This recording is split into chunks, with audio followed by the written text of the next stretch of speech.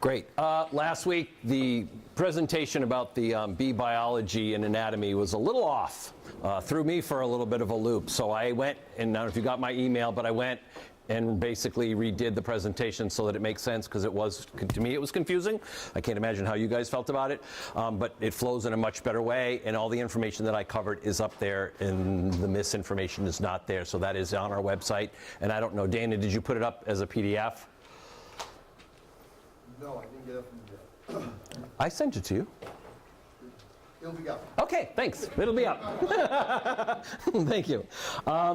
We got a lot to cover tonight. We're going to go over equipment, and then we're going to talk about apiary site and selection, and we're going to talk about installing packages and nukes. Now, anybody have any questions from last week before we go over the test? Did everyone take the test?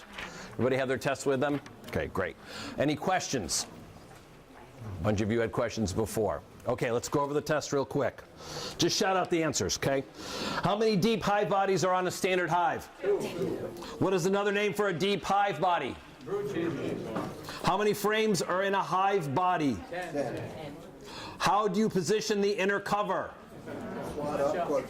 Notch up towards the front, always. What is the purpose of the queen excluder? Keep the queen out. To keep the queen down. Down, you want her down. You do not want her on the other side of the queen excluder. Then she'd be up in your honey super, and she'd be laying in your honey supers.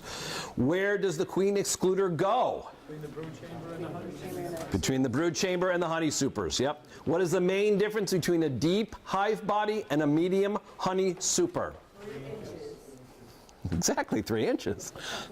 Approximately how much does a deep hive body weigh when it is full of wax, honey, pollen, and various stages of bees? 80 pounds.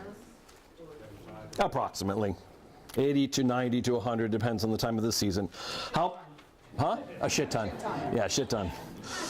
How much does a medium super filled with honey weigh? 40 pounds. About 40 pounds. So we're going to teach you a couple little tricks to maximize your honey production in your honey supers. Because there are how many frames in a honey super? 10. I'm going to teach you what to do with 9 frames, and you're actually going to get more honey. Approximately how, what's that? What? Would you use 9 frames in a sugar? Nope. Nope. You're going to use 9 frames. And they're going to do, what are they going to do? If you give them 9 frames in a 10-frame space, what are they going to do? They're going to violate that bee space. And they're going to draw out those frames a little bit bigger. And out of 9 frames, you'll get more honey than you do out of 10 frames. I'll show you. There's some pictures. Evenly spaced the 9. Yeah, you can buy a frame. You can buy a 9-frame spacer. It's a little thing you run down. You'll see the pictures. We have it tonight. Where are we? 10, 11. How much does a standard package of bees weigh? How many bees is that? Describe what a nucleus is. It's a nucleus. It's a small unit. It's a small working hive. And how many frames are usually in that? 5. 4 to 5 frames, depends on who you buy them from. Generally, what type of bees do you get in a package or nuke? Italians. Generally. You can get some Russian nukes or Russian hybrids. Yep. What is another name for the screen bottom board? IPM. IPM, which stands for? Integrated Pest Management. Integrated Pest Management. What does the screen bottom board do? What 2 things does the screen bottom board do? Ventilation and? Helps with the mites. Helps with the mites. The mites fall off the bees because they're grooming themselves, so they drop down, they can't get back up. What is one way to secure your telescoping cover to the hive? We didn't really talk about that last week. You can put a brick on top, yep, or stone. You can actually strap them, use a ratchet strap down them, especially if we have a hurricane or something coming. You'll want to ratchet strap your hives, either to the ground or just to themselves. Who invented the Leidensdorf hive? And when? 18-something, 1857, I think. Where and where? No. Well, he was from Andover, Massachusetts. He's from Andover, Mass. Huh? They have the church, they have the stuff out there now, but he was from Andover. Oh, yeah. What did he discover? That space, the bee space. Bee space. How big is bee space? 1/4 to 3/8 of an inch. What happens when you violate bee space? Thank you. Burcombe. Yep. Why? We didn't talk about this much, but why should you not share beekeeping equipment? Contamination. What? Contamination. Disease. What else? No, if there's no bees on it, they're not going to have any mites on it, but really it's disease. European foul brood and American foul brood are two things that you can share on a hive. So do not share equipment unless you get it from somebody that you really, really well know and their hives have been inspected. Don't, because you're so excited. My first year, this beekeeper goes, I'm going to give you a frame filled with honey and all sorts of stuff. And I'm like, no. Thanks, but no. What is the name of the #1 pest that beekeepers must treat for today? Varroa mites. What's the #2 problem that we have to worry about? Nope. American foul brood. You guys are going to learn all about that. Or European foul brood. When did this pest arrive in the U.S.? 1987. What are the 3 different types of reactions to bee stings? Anaphylactic and Normal? No, that's the last one. Allergic, toxic? What are they? I don't know. Is it normal reaction? Allergic reaction and toxic reaction. Thank you. Yeah. What is the name? Oh, I just answered that. But what is the name of the most dangerous bee disease? American foul brood. Yes. I thought it's not that common.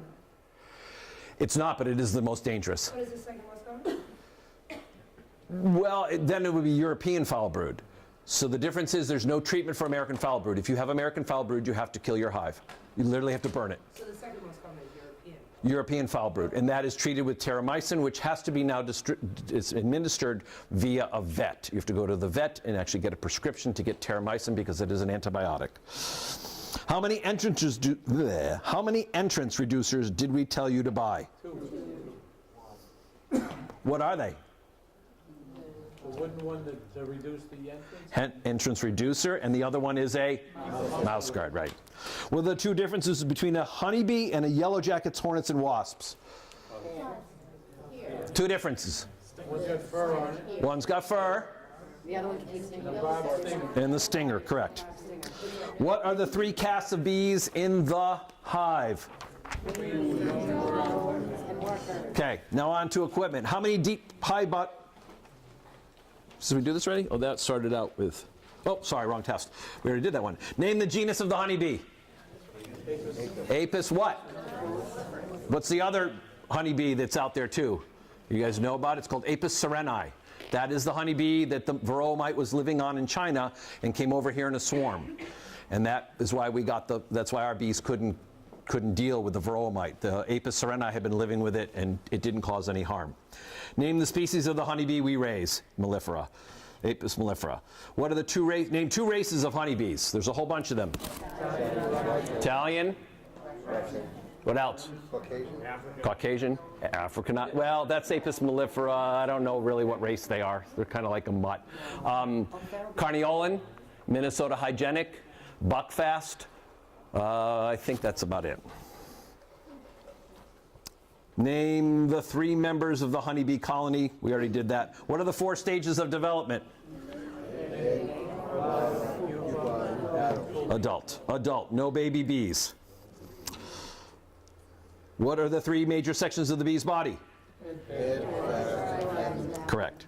The queen lays approximately how many eggs each day? 2,000. The worker bee is a female. And what kind of egg does she lay? Unfertilized. The drone is a and what kind of egg does he lay? Okay. Approximately how many days does a worker bee live in the summer? 42 days. Approximately 42 days. Approximately how long does a queen live? 3 to 5. 1 year, 2 year, 3 year. We always hope for longer. You get 5 years out of it? People... I've never, ever. The most, my goodness, probably maybe a long time ago 4. More like 3 or 2 if you're lucky. Yep. How long is the brood cycle for a queen? 16 days. How long is the brood cycle for worker bee? And how long is the brood cycle for a drone? 24. And why is that important? The mites are 24. Because the mites are 24 days, okay? Why is it important to... I didn't read the next question before I asked that. What are all eggs What are eggs fed? What are eggs fed? Nothing. Nothing. Eggs are not fed anything.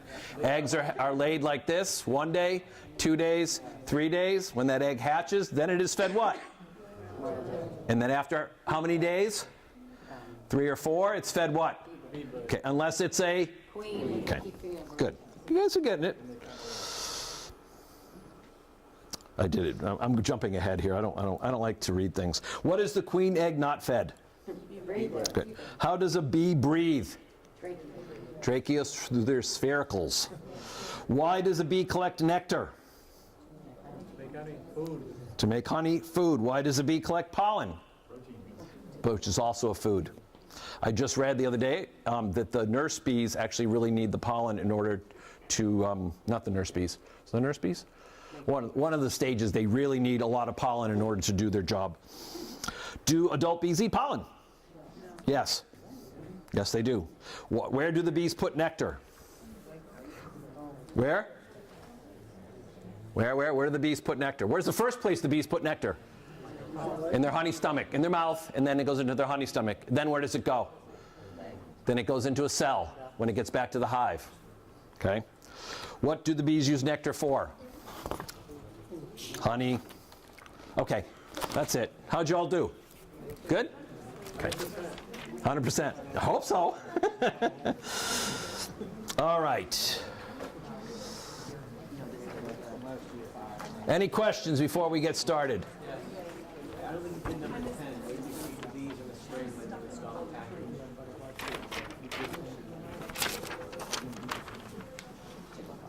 What do you guys don't even know that? Why would you know the answer to that? I know, yeah. What do you feed the honeybees in the spring when you install a package? Syrup. Sugar syrup. You haven't even learned that yet. I'm not sure why that's there. All right, we're going to do, any more questions? We are going to do apiary site selection. Okay. Did you do the little Google map of your home? And does everybody know exactly where they're going to put their hives right now? No. Okay. This is a difficult thing to do, and we're going to teach you what the best spot is on your property. Nobody has the most perfect spot. There's always going to be things that you're going to have to deal with. Choosing a place is like finding a home. You are finding a home for your hive. Once it is in that position, basically, you can't move it without a whole bunch of effort, okay? So you do want to make the right decision right off the bat. Sort out what you want versus what is possible. Your yard, the trees are all going to play a factor in where you are going to put your hive. There is always a compromise. I can guarantee you that somebody's probably got who's got a piece of property that's got a lot of shade on it.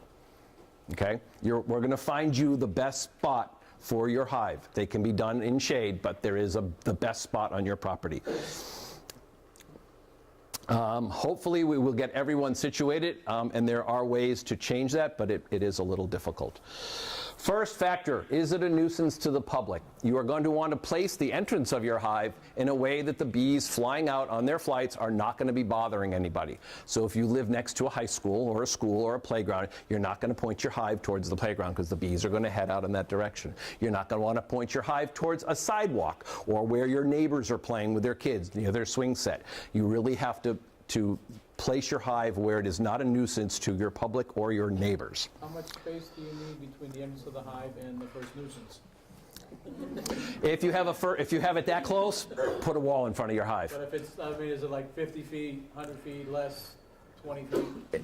Doesn't matter. That's hard to The answer. bees come out of the hive. Yeah, I mean, most bees they're going to come out of the entrance of the hive, and then they're going to go to the highest spot. So whatever trees are there, okay. If you only have a 6-foot fence, that's where they're going to go out over, and then they go to the next highest spot to go out foraging. So some people will say if you've got a nuisance thing, you got next door neighbor has a pool, and your hive has got to face that way. You put your hive there, and then you put a stockade fence in front of your hive, so the bees will actually go like this. So.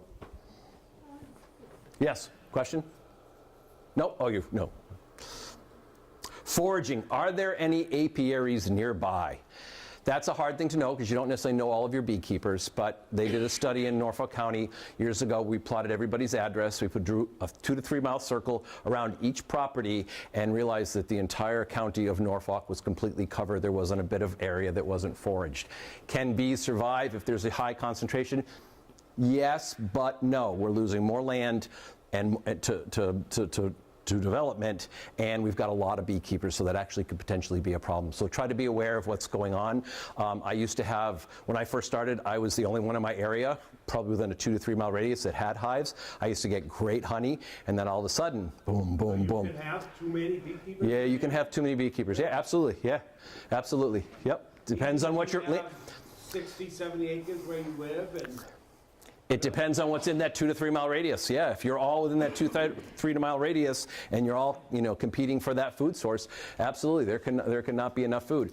I used to have a good apiary down the street from me. I know 2 hives here, 3 hives there, 7 over here, 10 over here, and for a couple years in my backyard, I didn't get good honey. Last 2 years, nobody else is keeping bees. Happens, and my honey production has been way up. Yes. I was just curious, you said that your honey you thought was a lot better when there were less hives nearby you. Yep. What changed? Like, how does the taste of the honey differ when you have more hives in the area? I didn't mean that my honey was better.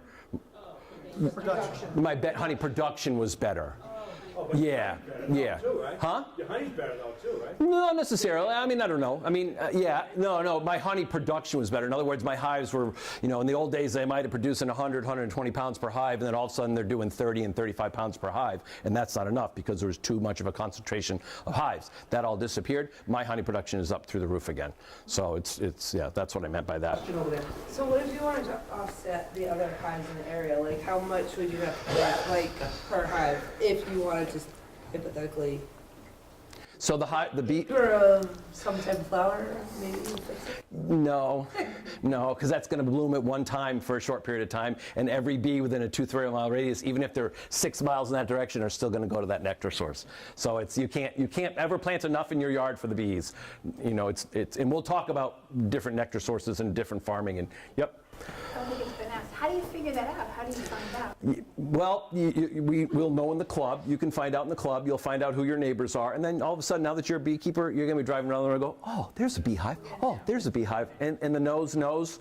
So you'll see them and you'll smell it out. And you'll get to meet people in your town, especially in Holliston. We happen to have, anybody here from Holliston?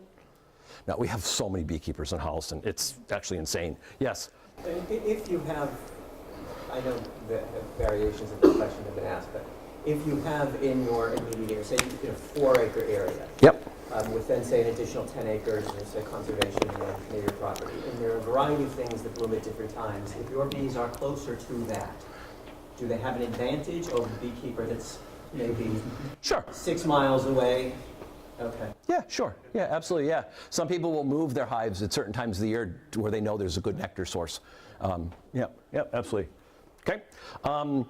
Environment is suitable for bees. I guess that basically means that you don't want to be next to a commercial farmer where they're spraying tons of pesticides, or unfortunately a lot of times this is going to happen in suburbia where you have a lot of people spraying. This isn't even right. Hold on. There we go. You're going to have a lot of people spraying for all sorts of things, and you're going to have to deal with that as a homeowner in suburbia. And so you don't want to necessarily be next to a commercial farmer either. You're going to have to be real mindful of the environment and what's going on. Convenient access, that's the number one thing that's going to probably deter you from being a good beekeeper, is how easily can you get to your hives. I've discovered over the years, I've had many yards all over the place. It takes a lot of time to go someplace to look after your bees, because you're always going to forget something and you got to run back home, and it takes hours.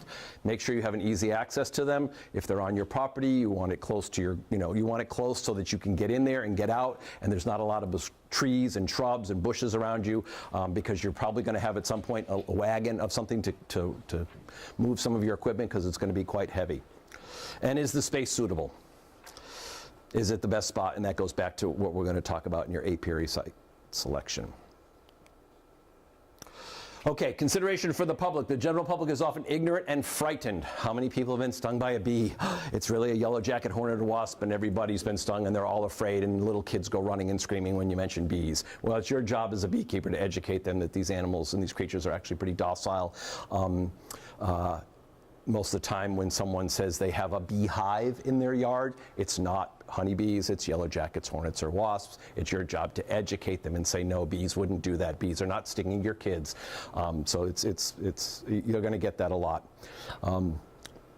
Bees establish regular flight patterns to forage. And I already talked about that, where they come out of the entrance of the hive, they're going to go straight up to the highest point, tree, house, whatever, and then they're going to go out and forage. Most of the bees are not going to go out and meander into your neighbor's yard. There will be some bees, but there's also lots of other pollinators as well. Yes? In regards to that, a few minutes ago, you mentioned about putting a fence up if you thought that would, help the bees. Is that going to block the sun? If it's a stockade fence, so is that an issue? Yes. Okay. So then you might want to turn it a little or put it far enough away so that it doesn't have to be right up against the hive here. Yeah, I mean, it could be, I'd say 4 feet away, and that would be enough, or if it needs a little bit more, they're still going to go out and then go up. The reason I got into beekeeping is I saw hives in Westwood, and they were actually placed up against a stockade fence, and I think between the stockade fence and the hives, I don't think there was more than this much room. And that guy, Bill Bass, he kept bees for years and years and years. Where? Yep. The highest point is behind the hive, because I know you're supposed to fake, you're approaching from behind the hive, you don't approach the entrance. Correct. And so if they're oriented east in my case, I'm approaching from the west. Correct. The highest point is behind the entrance. It doesn't matter. That's irrelevant. Yeah. Okay. Yeah, so they're going to come out of the entrance and go out. They're not going to go, phew. They're going to go straight out this way. Always. So if the highest point is behind the entrance. No, straight out. From the entrance of the hive, they're going to go straight out. If the highest point is over there, they're not going to make a beeline and go back up over there. Yeah, they're going to go straight out to the highest point in front of the hive. I'll rephrase that. Highest point in front of the hive. Okay. Yep. Yep. How high before they start to get tired? If we're going over like a 40-foot tree, which They're fine. 40, 60, 80, they're fine. They're totally cool with that. 2 to 3, they go to 2 to 3 mile radius, no problem. Don't forget, they're going out and getting food. So they got some food in them, so they don't get tired. They get hungry, but they're not really tired. Not till they die. When they get tired, that's when they die. Yeah, they don't get tired. Another question. Hold on one second. Okay, yes. If you know where a lot of flowers are in your area, is it better to face the hive or prioritize facing the hive towards that, or will they go no less to the ones behind them than they will? Exactly. Don't move your hive. Keep your hive, and we'll teach you what position, which is usually south to southeast. Don't worry about where the nectar flows are. The bees are going to fly up to that highest point, and then they're going to go out and send scouts out to find that nectar. And whether it's 2 miles that way or 2 miles that way, you don't have to worry about moving your hive. Is it an advantage to having the highest high point if you're a competing beekeeper? No. They're going to find those nectar sources no matter how high that high point is. Enclosing an apiary with a hedge or a trellis is a good practice if you want to hide your hive. If you've got neighbors that may not be so keen on this idea, you could put some shrubs around it, or a trellis, or a stockade fence. Mine happen to be nestled in the back of my property, sort of almost in the woods. You can't see them from the street. That's something to consider, because people do freak out. Oh my God, there's bees in the backyard. I can't walk by this guy's house anymore, which you can. Avoid sites with border roads or public paths. I talked about that in the beginning. You don't want to put your hive right next to the sidewalk. You don't want to face it towards the sidewalk. You don't want to face it towards your neighbor's pool if you don't have to. I've had my hives in the spot in my yard. They're on the far side. My yard is long like this. My hives are down here. Neighbor's pool right here. I've been doing this for 15 years. Not once has my bees ever bothered them or their pool or the water or anything. Keep only good-tempered bees, culling bad-tempered stock and replace. You may start out with a really nice, friendly Italian queen, and at some point she might turn a little feisty, and the bees are going to be a little angry, and you'll want to replace that queen. And we'll give you some hints as to what to do before you actually replace her, and then we'll tell you how to replace her. You want to damage to hives from thieves, vandals, and critters can occur. I've only known of a couple situations in 15 years where someone actually did some vandalism. There was some hives at the Natick Organic Farm, and some people came in and they knew what they were doing, and they stole the hives from the Natick Organic Farm. Yeah, it was a bunch of years ago. Yep. Critters is a whole nother story. The most critter that we have to worry about, we do have to worry about bears. They're here, they're around.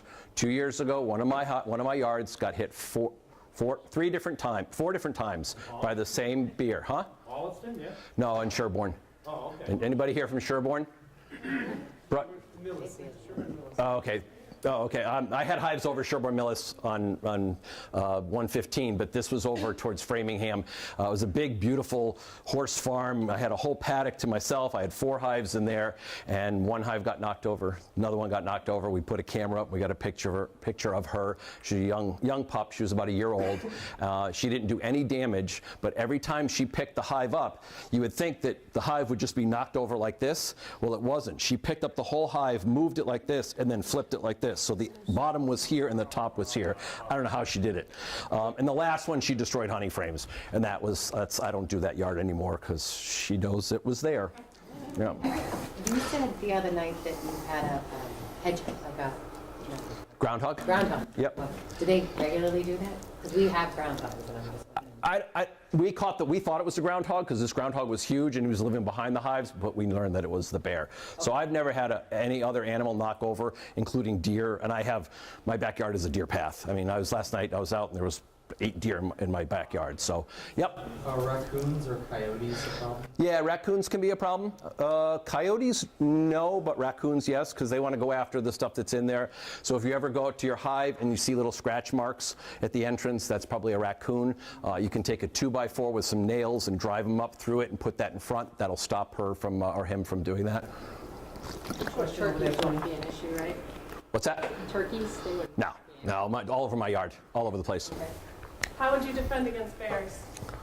There's on our property. So electric fence is what you can put up, and the key of what I've been told is it's not you need to put bacon over the edges of it. Really? Because if a bear brushes up against the electric fence, he's not going to get electrocuted, but if he goes up with his nose and touches that piece of bacon and touches that wire, then he's going to get a zap. On the fence. Yeah, on the fence. Not in your hives. Yeah, no, not on the hives. You don't want him that close. We want to stop him before he gets. I don't have any experience with doing that, but I know there are other beekeepers that do. Tony, with the bear, it's very important to get a very heavy duty. I'm talking to you, ma'am. Bear. I'm sorry. It's very important to get a heavy duty bear fence, not just a regular chintzy electric fence, because bears will go right through the electric fence if it's a chintzy one. Yeah. So you have to get high. The other choice that you can do is you can get a ratchet strap, and you can get the screws that go into the ground and screw the screws into the ground and ratchet strap your hive to the ground like that. I have a client of mine that lives in Sherborne, and her hives got hit 2 years ago by bears, and so that's what she does automatically every time. That's how she does her hives. She has ratchet straps over them. Yes. Rats. Rats? No, I never had a problem with rats. No. Mice, yes, but rats, no. Yes, Neil. Just for a comment, I have a German Shepherd. First coat of woodchuck nailed her. After that, she's nailed 11 of them. You have a shepherd. There you go. Yep. Dogs. Who has a dog? Who has a black dog? Chances are your black dog's going to want to investigate. Okay, chances are the black dog's going to get stung, and she'll learn, and then she won't go out there again. Yeah, they'll learn pretty quickly. Yes. What about only black dogs, right? No. My dog used to come with me all the time, and they would eventually go after her too. But the black is like the raccoon, the bear, the bees think it's something bad. They're going to come out and investigate it and probably sting it. But yeah, other dogs too. They're going to learn. A friend of mine had hives in Holliston, and he had 2 dogs, and they were running around the hives, and one of them decides to go underneath the hive. And then when he was underneath the hive, he kind of stood up, and then the hive got knocked over, and they all got stung, and yeah. They can, yeah. Actually watch, if your dogs get stung, watch them very carefully. Absolutely, yep. Consideration for the public, avoid sites, which we already did this one. No. Yes. Border roads are public paths. Keep only, yeah, we did this one already. Hold on, I went the wrong direction. Didn't I? Hold on. Out of sight, out of mind, out of sight. Okay, yeah, okay, sorry, thank you. Yep. Out of sight, out of mind is a good rule. Again, my hives, you can't see them from the road. Just be mindful of that people don't always think of hives as a good thing. Though that is changing, and a lot more people are into local honey and local stuff and want to help support them. So you're definitely going to get some good stuff, not so My bad hives are stuff. very visible. Yep. I'm very visible. But do people against what you're doing though? I mean, No. No. No, I mean, I don't see that. But no. Yeah.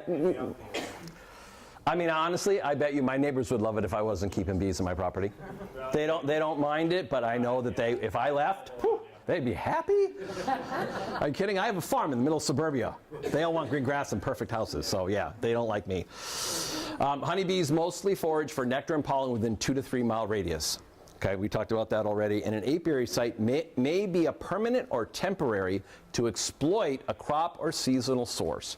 If you're going to be doing that and moving your hives around, that there's a whole nother process to doing that. We're not going to really talk about that in class, especially this first year. If you want to get into that and sort of pollinating and chasing the honey flows, you can definitely do that. It's a lot of work, and you got to move your hives, and there's a whole process. And we don't recommend it. Honeybees mostly forage for nectar and pollen within 2 to 3 miles. What would be an equivalent distance for an average human being, 5 foot 6 inches, to forage? You don't know. We're going to know in a second. 400 miles. Yep. That's a lot. But don't forget, bees have wings. We'd have to walk that 400 miles. Farmland. This gets back to someone asked the question about, what if there's crops nearby, or there's a field of clover, or that there's Japanese knotweed and there's goldenrod, or there's a good field with lots of dandelions in it. Farmland may provide an excellent source for a period of time, depending upon what is farmed there. Obviously, things like if it was a pumpkin farm, there's only a certain time those pumpkin blossoms are going to be out there. If it's a blueberry farm, only a certain time that's blueberry. A lot of the crops that are grown on farms, corn's good for pollen, tomatoes, they don't do anything for the bees. The bees can't get in there. The flowers are too small. The bees are too big. The reason bumblebees go in there is their bodies vibrate and actually shake the pollen on the flower, and that's how tomato plants get pollinated. Cranberry bog. Cranberry bog, again, it's only a certain time of the year, and there's actually very little nectar on cranberry, and they do this whole little, they actually treat the bees kind of poorly. They keep them closed up for a few days before, kind of like almost starves them, so when they actually get put on the cranberry bogs, they're eager to get out there, and they go out, and they have to go to a lot of flowers to get a little bit of honey, but the honey is amazing, and it's pale, pale yellow. They have wetlands directly next to me. Does that affect them in any? It's a good thing. There's a lot of plants that grow in the wetlands. We used to have something called purple loosestrife.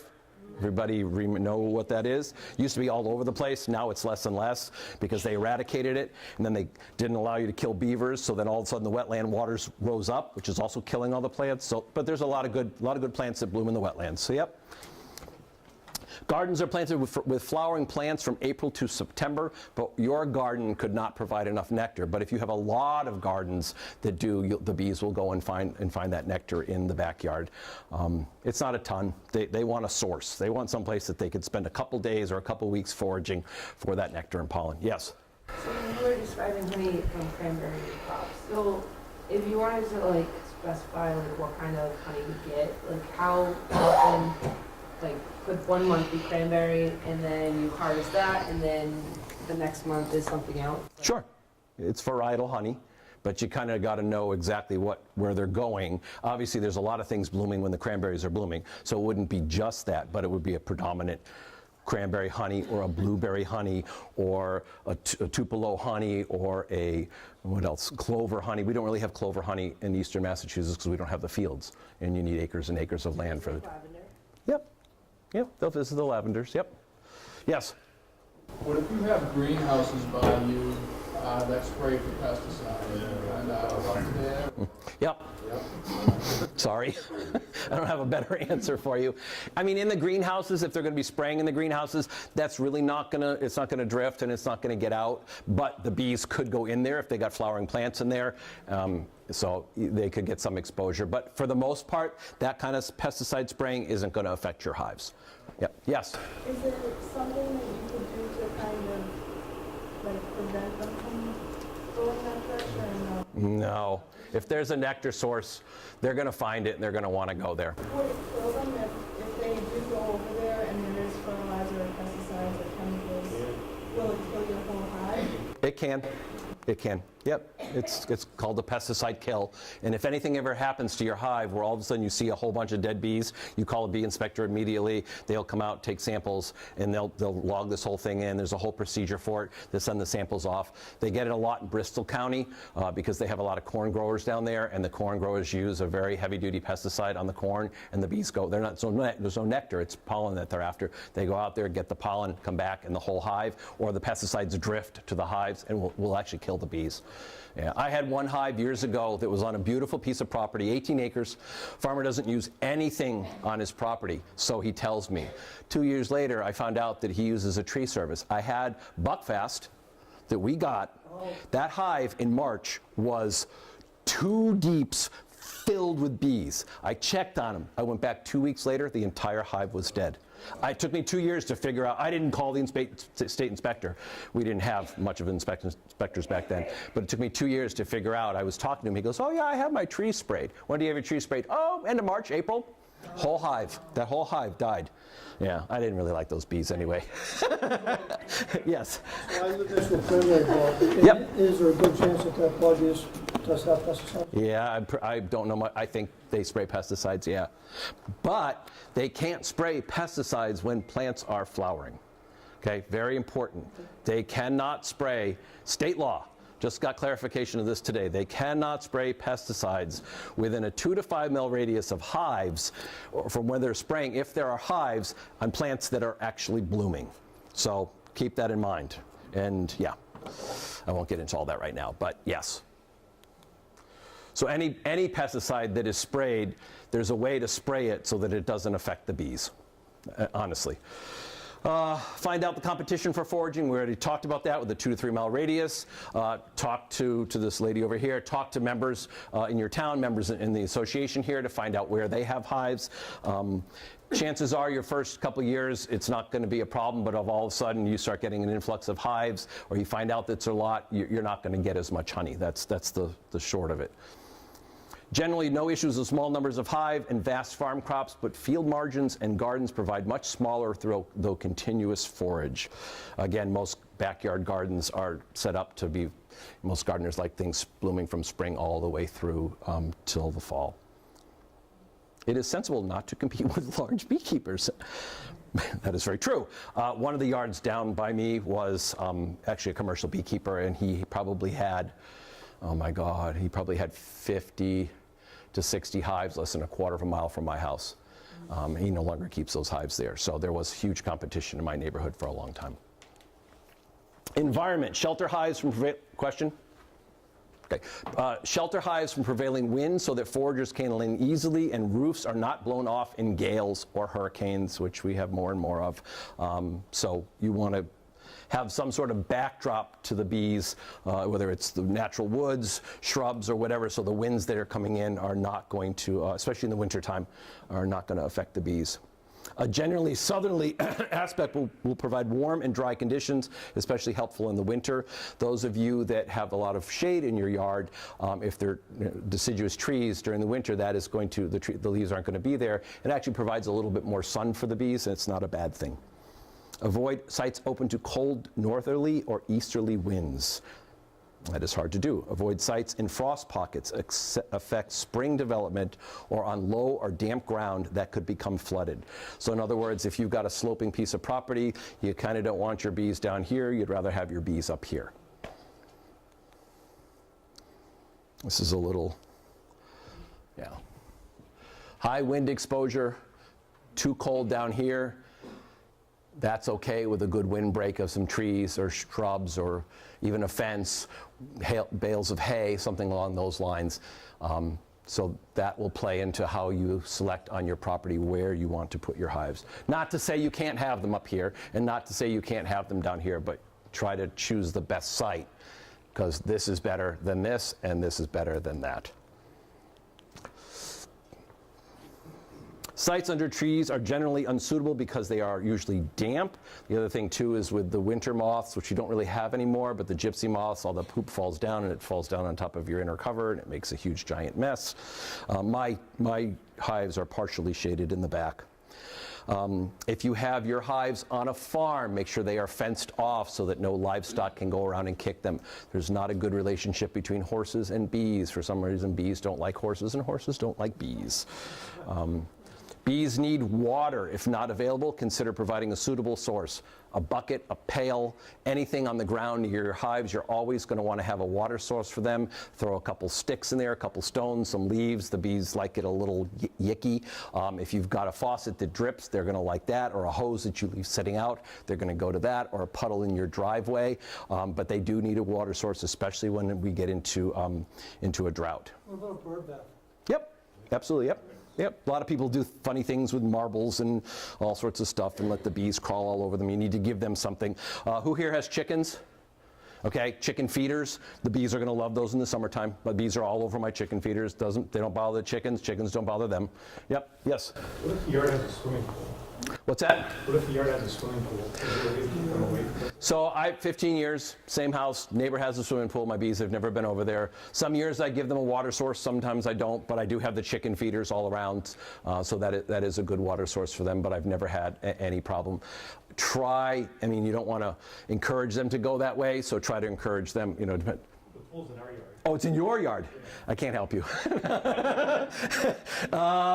They may go there. Try to give them an alternative. Try to give them something close to the hive, especially when it's really, really hot out. They'll get some of their moisture right off the grass. The morning dew, they'll be out sucking up the dew drops right off the grass and using that water to bring it back to the hive. Yes? Either one. I was planning on putting the hive about 200 feet from our koi pond.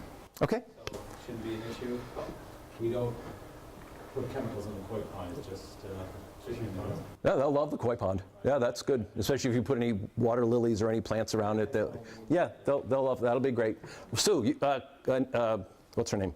Kathy. Kathy, pay attention. Pay attention. How's your husband? Is he okay? He's okay. Okay, good. Nail in the hand. Koi pond. You have a koi pond. I do. Do your bees go to your koi pond? Yes. Yes. And they sit on the lily pads. Yep. They sit on the lily pads. Yep. Yep. Awesome. Yes. So I actually have a pool in my yard, and my hive was not that far from it. And I put a solar cover on it during the night into the day, and I would go out in the morning, and I would see the bees on top, just kind of sucking the water off the solar cover. I luckily did not have any problems. Cool. The bees were there, and I don't know if I just had a really good group of bees, or no one ever got stung. I had people over. I actually would take the bees in my hand and help them out of the pool if they kind of got stuck. Yeah. Yeah. I mean, I don't know if I was just that lucky. You're lucky. No, that's pretty normal. Yeah, I mean, like I said, 15 years, I've never had a problem with the people next door, and the pool's right there. It's not like. And I just, it's funny, because I never thought that, it's literally coming towards the pool, so I think that's where they went first. Yeah. Like I said, I was lucky. I would probably try to avoid get too close to it. Yeah, the biggest thing that's going to happen with a hive is if it becomes aggressive, you're going to walk into your backyard and you're going to know within 2 seconds. Those bees are going to come to you. They're going to come aggressively to you. They're going to be pinging you, checking you out, buzzing around your head. That's a problem. But no, they're, yeah. When the bees are out collecting water, or pollen, or nectar, they're not the guard bees. They're the working bees. Their job is to go out and collect water and pollen and nectar. They're not guarding their house. The guard bees are inside their hive, and if they get agitated, they'll come out at you. But when the bees are out working, they're not defending their home. They're out working. If you step on them, they're going to sting you. But if they're out gathering water, nectar, or pollen, they're just going to do that, and then they'll go back to their hive because they're working. Yep. Yes? What are the predators of the bees? Like, if you have an abundance of backyard birds, do they feed on the bees or does anything? That birds don't eat bees? They all get along? Pretty much, yeah. Yeah. Dragonflies can be a potential problem, but that's usually for a virgin queen, because when the virgin queen goes to mate, she flies at a certain level, and actually the dragonflies can go in and get her. So other than that, I've never had, other than yellow jackets in the fall, that's a potential problem. That they can attack your hives in the fall. So, yep. Is there any problem with salt marshes at all? Nope. Or what grows there or what doesn't grow? Nope. Bees like salt. Bees like everything. Yeah, bees. Oh, we didn't talk about that. The bees have the same senses, the same taste senses that we do: salt, sweet, bitter, and sour. They can taste all four of those. And the other one. What's the other one? It's got what is it? Umami? Umami. Thank you. Yes. If you have a pond 200 feet from your house, you don't need to, safely assume you don't need to put out extra water. Yep. Unless you have a pool near there that you're trying to. Yeah. No, that's natural water. They much prefer that. Yes. Different topic, lawn mowing. Yep. You like mow right in front of your hive and We'll see if we're going to get to that in a second, or if we can just jump right into that. Okay, we'll talk about it now. Lawn mowing. Someone asked the question earlier in the evening. I recommend wear your veil when you do mow your lawn, whether it's a sit down or a push. Try to get as far away from it as you possibly can, and then weed whack the rest of it. The vibration of the mower is what's going to upset them. So like that'll. No, it doesn't. Not that it doesn't, but it's less. Because one of the yards that I have 5 hives in, it's a giant, huge field, and the owner actually, he mows about from you to about here. He feels safe with no gear on, and then I come in with my weed whacker and do the rest. And if I do it right, I'm not going to piss them off. But if I do it wrong, I hit against the hive, then they're going to get agitated. So, but wear your protective gear. You got to do it. So wear your protective gear and just be smart. Try to come from behind if you're going to weed whack. So if you got like a couple hives, weed whack up here, weed whack underneath, and then kind of step up and weed whack around the front. So because you're probably doing it in the summer, lots of bees are foraging, they're coming in and out. You step in front of that hive, you're going to get boom, boom, boom, and you're going to get stung, because you're going to be in their way. What's that? better in the evening? Yeah, I mean, there's more bees in. Less bees are foraging early morning till late in the afternoon, so there's less bees in the hive. So it doesn't matter. 6 of 1. Yeah. Mulching. Trying to see if we get into that. I use wood chips around my hives right now. Some of my yards are just grass, fields. You can put whatever you want.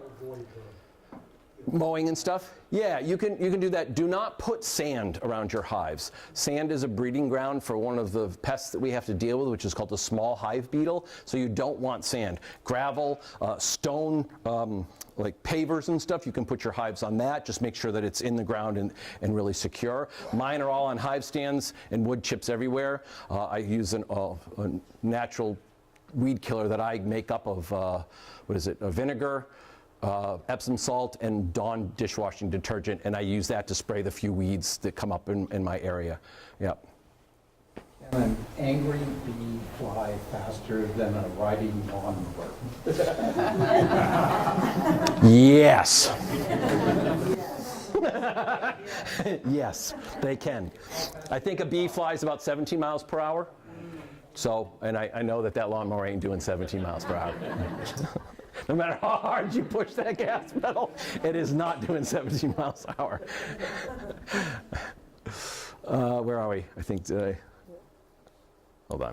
Whoop, am I going to? Hold on, let me find the right screen. Access. Yeah, this is the last one. Potential sites with. You may find it helpful to discuss potential sites with your local bee inspector. I really wouldn't bother with him, but I would find out if you do get the inspector out there, if there's other diseases. He's going to let you know. If he goes out and finds American foul brood, you're going to know that there's American foul brood in your neighborhood, because he's going to find your hive, whether you're registered, either with the club or at the state level. He's going to find your hive, he's going to inspect it and give you a report. That's his job. But as far as potential sites for them, unless you're looking for foraging sites like on public land, or private land with lots of acres, he might know what's going on, but I wouldn't bother. It's the state inspector. Convenient access is essential. Easy movement in and out of your apiary with all of your equipment. Now remember, when those honey supers get filled with honey, you're going to have to carry them back or put them on a wagon. So you need to be able to pull that wagon along your lawn without it falling over, because those supers do get very heavy and you don't want to be running back and forth to your house because you're going to have bees and everything, and it's complicated. Yes? What if you do get stung? You don't panic and you don't start doing this and Nope. running away, right? You just take it and just keep doing your work. Yeah. Yes, in reality, it's hard getting stung. I mean, you'll get used to it. You'll learn not to freak out your first couple times. Like I said, if you get stung and you're uncomfortable, then pull back, close up your hive, get the heck out of there, deal with your sting, and then go back another time. Because it's not fun getting stung. You know, you start getting stung and you're working in a hive and they keep stinging you in the belly and you're just like, all right, I'm done. Like, I'm done. Adding and removing supers, controlling swarming, feeding, and treating the colonies is not physically demanding or hazardous. Removing supers can be hazardous, and removing supers is physical. It can be dangerous because of what you're doing with your body. So that's one thing to always keep in mind when you're working the hives, that if you're going to lift and bend, you do it from the knees. You don't want to be lifting something off your hive like this that weighs 40 pounds and going like this. You place your feet a certain way, you do it mindfully so that you're not putting stress on your body, because you pull your back out and you're basically done for the season. Do not consider a site that entails climbing fences or crossing ditches to enter. Yeah, I had my hives one time on this guy's property. I had a couple hives and I had to walk up some steps, then I walk up some more steps, and then I had to climb a hill to get to the hive, and that was not fun. He wanted his raspberries pollinated. Yeah, that was not fun. We brought the hive back down after a couple of years of that. Yeah. Vehicle access right up to the hives when necessary. Most of you, who's keeping their hives on their property? Okay, who's not? Or who doesn't know yet? Okay, so you've got the school here, so you should have good access, and you'll have equipment and probably a cart or something, electric cart, to get you out there. Remember, dry grassland may become impassable. Mud in wet weather. So where you put your hive, be aware of what happens throughout the whole season. So it might be wet in the spring, and then it could be dry in the fall, but wet in the spring, is it standing water? You don't want to put your hive there. So try to be aware of what's been going on and where you're going to put your hives. A level site is easier to manage, and it is hard to get your hives level. So you want the ground to be as level as possible. I have a level in my toolbox. Yep, absolutely. Yep. Space, easy access to work the colonies without working in the flight path. So who's having one colony? Who's having two or more? Okay, so when you place those hives, you want to put them so that you can get between them easily enough, and that means bending over. So this is not enough room. You need some distance. The more distance you have, the easier it's going to be, because you're going to be lifting those boxes off, and you're going to be putting them on the ground or on a stand, which I'll show you how to do that, I think, in a couple of weeks. So you definitely want to have mobility around all three sides of your hive, or hives. Work the frames in the hive across your body from where you plan to stand. I'm going to show you about that in about 3 weeks. I'm going to sit in the middle here. We're going to set up a hive. I'm going to show you how to go in, how to do an inspection, the order at which to do things, how to manipulate those frames, how to do it the right way so that you have calm bees and you do a thorough and good inspection. It is sensible to increase the number of hives envisioned by at least 2 to allow for contingencies. So this is a hobby. First year, 1 hive. Second year, 2 hives, third year, 5 hives, and then, yeah. So it can definitely be addictive. Yep. Space to stack the removed supers and roof without the beekeeper moving away from the hive. I think that more has to do with your honey's supers when they're full. During the extraction session, we'll talk about how to get those hives off, how there's no bees on them, how to get them back to your house to actually extract the honey without any bees coming with you. We talked about this a little bit earlier before a lot of you came. Placing the hive on stands about 12 to 15 inches above the ground makes for comfortable working height for the beekeeper. This is very important. Some of you that are short in stature may want that at the 12 inches. Some of you a little bit taller may want that 15 or 18 inches. I have tried over the years. My hives are all at about 15 inches. That's what works for me. 2 deeps, I can manage that. 3, 4 honey supers, I can still manage that. It is better to put more distance between your hives. Yep. Finding the site, establishing good relationships with neighbors, we've talked about that, local farmers, landowners, and the general public for a successful site for your bees. If you're unsure about your neighbors, get some honey from some beekeeper you know now and give them a jar of honey. And we have a brochure about the club. Maybe introduce yourself, sweet talk them. What do you get more? You get more done with bees than you do with vinegar or something is the expression? Yeah. Tell them the value of bees as pollinators. Educate them about swarms, flight paths. Let them know what they can expect from you as a beekeeper. The reason that they have an ordinance in Brookline was because a woman, Debbie Lewis, was smoking her hives on a Sunday afternoon, and the smoke went over the wall, and the guy was having a party, and he complained. So he complained so much that they got together a whole committee. They spent over $500,000 for about 3 beekeepers in Brookline to have an ordinance now. So just educate your neighbors, let them know what to expect. Show them, ask them to come over. When you go to install your packages, invite your neighbors over. They don't even need to wear anything special or whatever. Let them come over and be part of the process.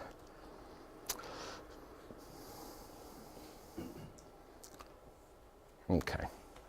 Situations to avoid. A small suburban garden adjacent to areas where children play. We talked about that. That could be a problem.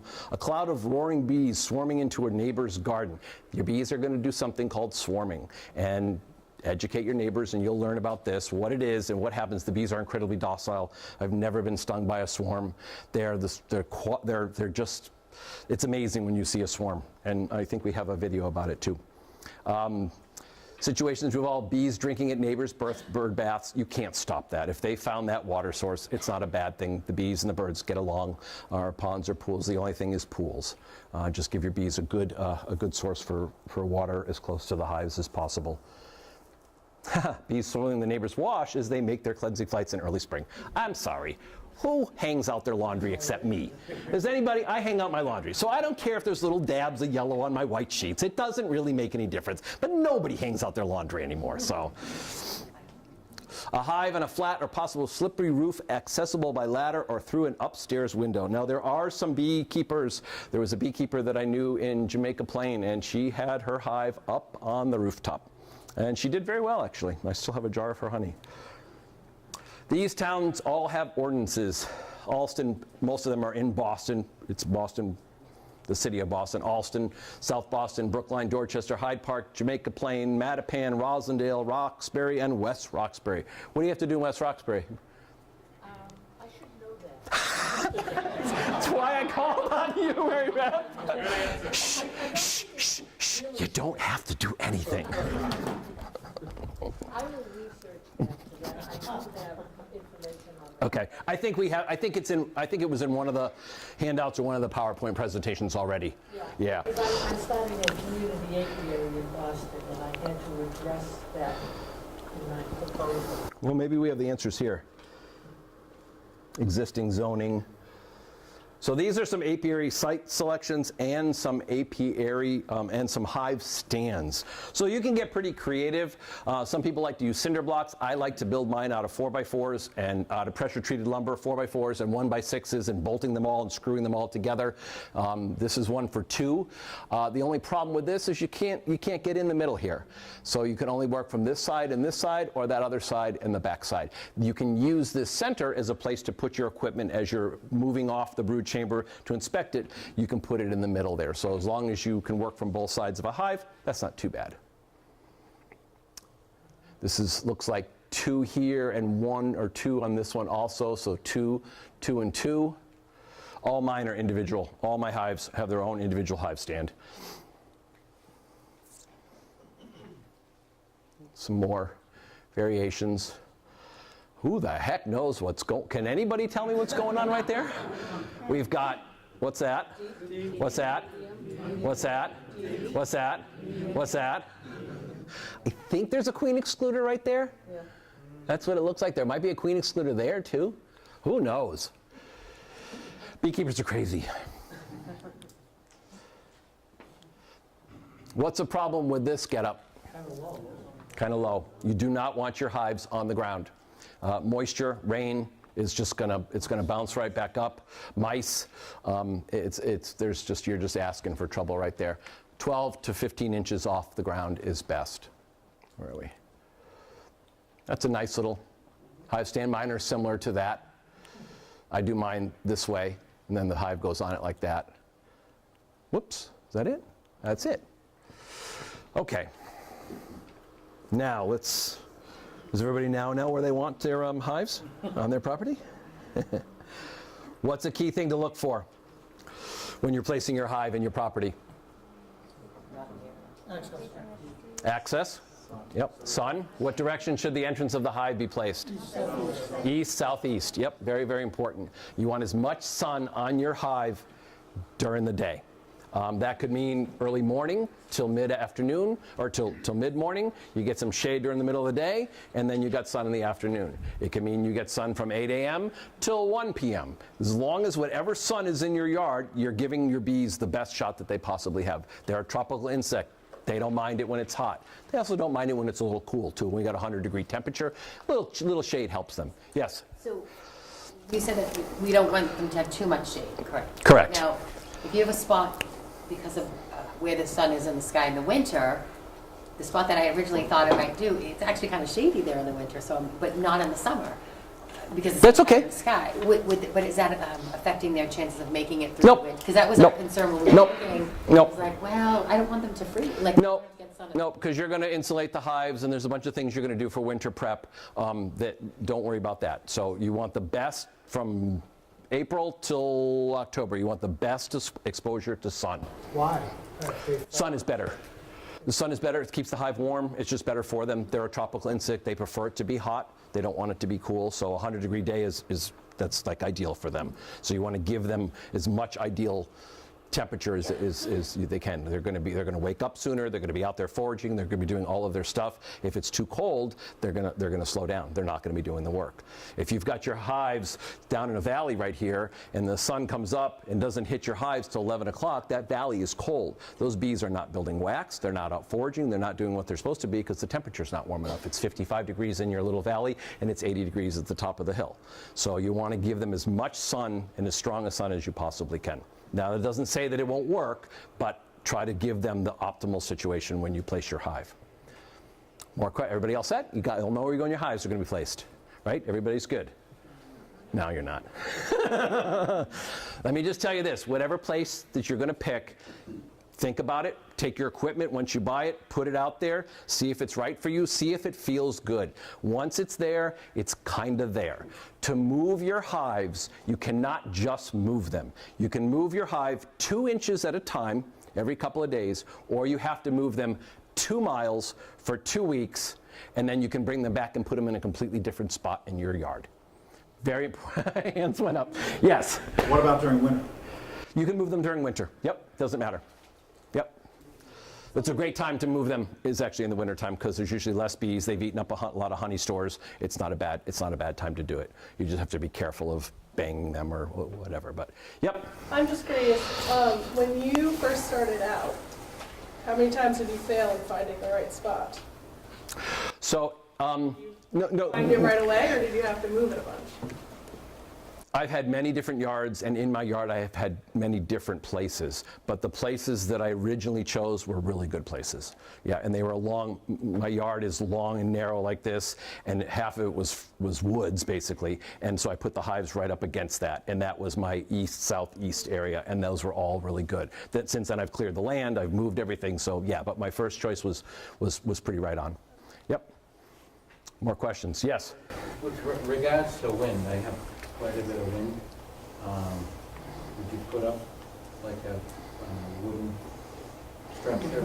Yeah, I mean, in the winter it could potentially be a problem, but we're going to teach you how to wrap your hives, so then that's not so much of a problem. So wind in the summer is not really an issue? No. As long as you get a lot of sun, If it's cold, then that could be a problem because the cold and the wind. So, yeah. I don't know many people that put a barricade or anything up around their hives. Really, I mean, They're flying up high and there's a lot of wind up there. yeah, exactly. Yeah. And they know when to fly and when not to fly. So, yeah. More questions? Any questions about equipment? I do want to talk about painting your equipment at some point. So we've got package installation, nuke installation in a few videos. Let's talk about that right now before we get into package installation. Painting your hives.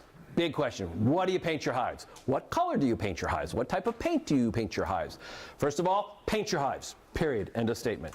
The reason is you want to protect that wood. That wood is an absorbent material in nature. The bees build their hives in trees. The trees have an outer coating that protects the tree, and inside that wood is actually absorbing moisture. You want to seal in the hive from the outside, okay? The outside of the hive will be painted. Any place that wood touches wood and the bees don't necessarily walk, except a couple of places, you're going to want to paint that, okay?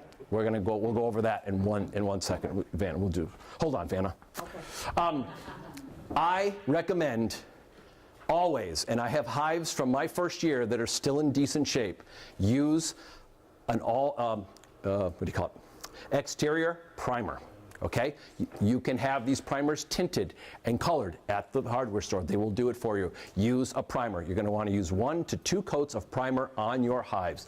Latex paint will peel over time. Okay? It was not as good. It will not last as long as primer. Okay? And they make some oil-based primer? Water-based. Water-based? Water-based primer. Yep. Just no finish on top of it? Nope. 2 coats of primer is, honestly, I could show you equipment that I still have from 15 years ago that is still in really good shape. Yep. Can you use oil if you want to, or would it smell bad? I wouldn't. It's kind of toxic, and it's not necessary in today's world. They make, and the primers are all really good quality, and they're all latex, and they're low vapor, and all that stuff. So I wouldn't use you mean an oil-based paint? But if you wanted to, would it affect the bees? I wouldn't do it because I would be worried about the fumes from an oil-based paint. Yeah, I don't know scientifically if it's worse or better, but I personally wouldn't use an oil base. It's more cleanup, more mess, and I don't know that it has any advantage to it to use an oil-based primer. So you said no need to paint over the primer? Exactly. 2 coats of a white primer, or get it tinted yellow, green, purple, whatever color you want, pink. Just don't paint your hives with a dark color. That gives them a false sense of warm. And I've never heard, some people do it, they'll do a brown or a red, try to stay on the lighter side of colors. You got that all? Okay. Now let's talk about what to actually paint. We'll go over each piece of equipment. Outer cover. Every piece of wood that you see there should be painted. Even on the inside? Yep. Yep. And the reason that you want to paint that on the inside is a lot of moisture is going to come up through that hive. If it gets absorbed into there, that's going to get all moldy. Yep. So paint the inside, everything. Okay? Inner cup. Can we do that? I guess you really can't. I say after the fact, we really can't. Before you get your bees. That's the everything. Yep. Inner cover. The only thing that is painted here is everything that is wood. I won't call that stuff in the middle wood. All the frame, both sides, both edges, including the little edge on the inside there, you're going to want to paint, because it is going to come in contact with other wood, and water can get between that, and you don't want your equipment rotting. So why don't you do the inside? Is that special wood? It's not especially wood, but the bees are going to propolis that. They're going to coat it with propolis, and they're going to take care of it, and the bees are going to be walking all over that, so you don't want them on the painted surface per se. Next, hive body, medium, deep, brood chamber, 8, 10, 12. You are so take out some of those frames, Sue, please. So you're going to paint the outside, all 4 sides. You're going to paint the top edges, and you're going to paint the bottom edges. Yep. Now, the bottom edges. All of that is going to get painted. You are not going to paint the inside of that. Now, there are 2 ledges on the inside there. And you can choose to paint it or you can choose not to paint it. Okay?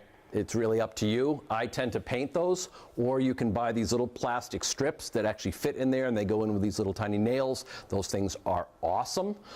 They cut down on a lot of propolis in the summer. And that's, you know, you can choose to do that, but I think I paint almost all of those little things there. Yep. You're not painting any of the frames. Frames do not get painted. That wood is going to stay all natural.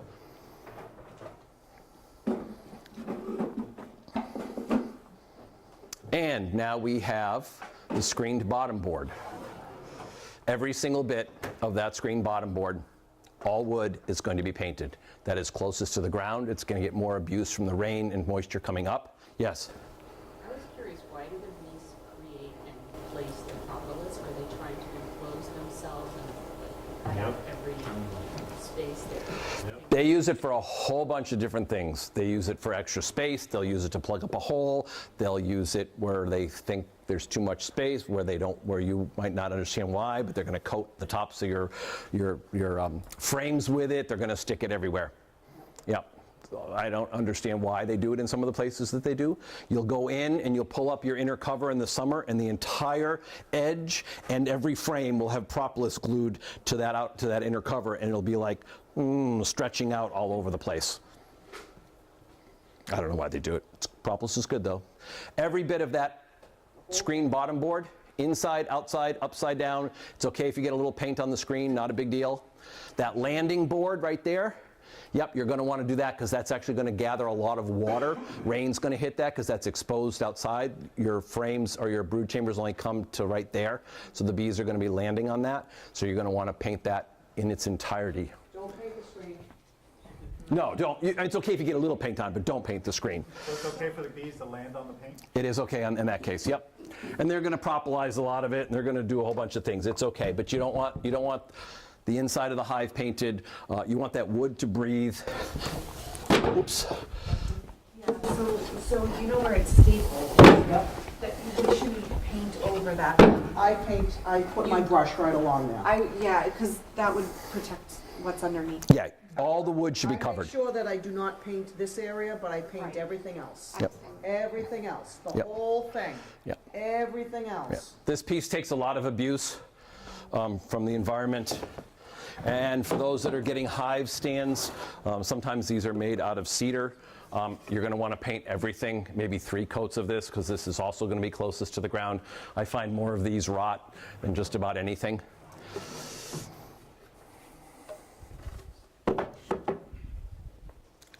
Any questions about painting? How much paint should that take, like an average hive, a gallon? Yeah, you don't, no. A gallon will last you a long time. Yeah, they don't really sell half, they sell quarts, but that's expensive. You're probably better off just buying a gallon. Yeah, it doesn't have to be super expensive, paint either. Just get a really good primer from. No, I wouldn't use the Kills. I would just use a regular primer. I don't know. Anybody ever use Kills to paint their hives? I never have. I just use a regular primer. Do they even make now they got all those weird paints with primer and everything. I think you can get a primer. You can use Kills too, which is the best. Okay, Todd says you can use Kills. Yep, they actually make a water-based one now, or they have for years now. Yep. One more question. Yep. So when you're frames on those 2 shelves, Yep. you paint the shelf and the ledge, and also the up to the top. The ledge and the rim. 1, 2, 3. But not this. Not inside of here. Not inside on the wall. What little tiny? One above. Yes. Right here. Point. This right here. Yes. Yes. So 1, 2, 3. Yep. Yes. All 3 of those edges get painted. But Yep. not inside the box. Yeah. The bees are going to propolize the heck out of it. You're going to end up scraping that off, and at some point you're going to scrape the paint. But in the beginning, it makes it a lot easier to move things around. Okay. Do we have any use for propolis? I'm sorry? Do we have any use for propolis? Do we have any use for propolis? There'll be a class on that, and yes, we do. We'll talk about that. Oh yeah, there's lots of uses for propolis. You can actually make wood stain out of propolis. But you need to have some bees to get the propolis to make the stain, so paint your hives with primer first. Any more questions about hives? Painting hives? Okay, any more questions about hive equipment? Let's spend a few minutes on what you're going to buy. We covered a lot last week and even tonight about the equipment. Is everybody comfortable? Where do you get the outfit? The outfit? The bee suit? Todd, do you sell bee suits? I do. Chuck sells bee suits, or you can get them online. Yep, I wear a veil, gloves, long sleeve white shirt, and Carhartts, and that's all I have. I've never worn a suit. I'm not comfortable in it. I get too hot. It's not. I prefer less. So, huh? Yep. Everybody know where they're going to buy their equipment yet? Okay. It is almost February 1st. These beekeepers, these bee suppliers are going to be busy. I would suggest in the next week that you really seriously get down and decide exactly what you're going to buy and talk to Todd, talk to Chuck, he'll be here in 2 weeks, and get your orders going. You do not want to wait until the last minute. Huh? Chuck is next week. Chuck is next week?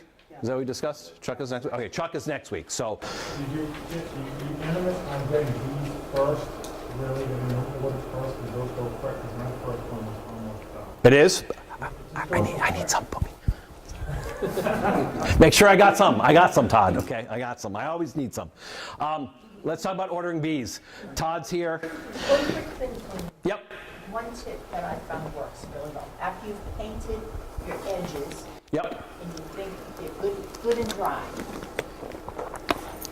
and you put them together, it's still gonna stick. Yep. Take a little bit of Vaseline. Oh, awesome. Yep, because they will stick. No matter how much you paint them, when you paint them, and when you let them dry, they're going to stick. Or put popsicle sticks.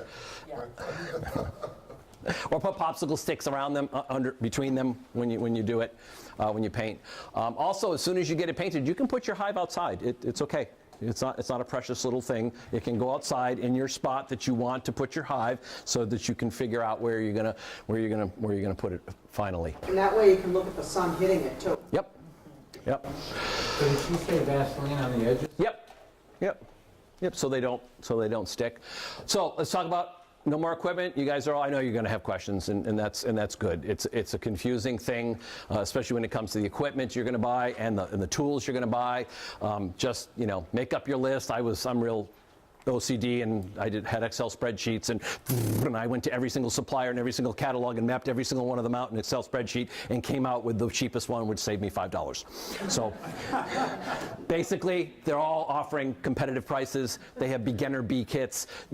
Just make your decision and go get it done, because it's almost February 1st. March is here. The first bees are coming in the end of March, beginning of April. First bees are they March or April? April 3rd are the first bees coming in. We'll talk in 1 second, about buying bees.